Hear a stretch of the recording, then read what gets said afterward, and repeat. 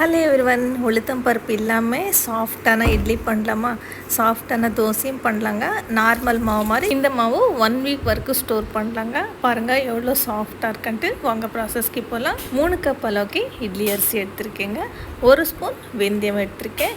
எல்லாமே ஒரு பவுலில் போட்டுக்கலாம். அரிசி எந்த கப்பில் எடுத்தோமோ அதே கப்பில் 1/2 கப் அளவுக்கு ஜவ்வரிசி எடுத்திருக்கேன். 1/2 கப் அளவுக்கு அவல் எடுத்திருக்கேன். ஒரு பவுலில் போட்டுக்கலாம். அரிசி வெந்தயம் தனியாக ஊற வச்சுருக்கேன். ஜவ்வரிசி தனியாக ஊற வச்சுருக்கேன். ரெண்டுமே நல்லா வாஷ் பண்ணிவிட்டு 4 ஹவர்ஸ் நல்லா ஊறிட்டுங்க. 4 ஹவர்ஸ் கழிச்சு நல்லா ஊறிருக்குங்க. மிக்ஸி ஜாரில் போட்டு அரைக்கலாம். அரைக்கும் போது கொஞ்சமாக தண்ணி ஆட் பண்ணிவிட்டு இந்த அளவுக்கு திக்காக அரைச்சிருக்கேன். நம்ம இட்லி ஊற்றணும் இல்லையா, அதனால பேட்டர் கொஞ்சம் திக்காக இருக்குதுங்க. எல்லா மாவும் அரைச்சிட்டு 1 ஸ்பூன் அளவுக்கு சால்ட் போட்டிருக்கேன். ஒரு வாட்டி நல்லா மிக்ஸ் பண்ணிவிட்டு 6 to 8 ஹவர்ஸ் நல்லா ஃபர்மெண்டேஷன் ஆகணுங்க. நல்லா ஃபர்மெண்டேஷன் ஆனதுக்கப்புறமா இட்லி ஊற்றிருக்கேன். நல்லா சாஃப்டான இட்லி கிடச்சிருக்குங்க. பிளெயின் தோசை, கல் தோசையும் போட்டுக்கலாங்க. நீங்களும் ட்ரை பண்ணுங்கள். பிடிச்சிருந்து சப்ஸ்கிரைப்.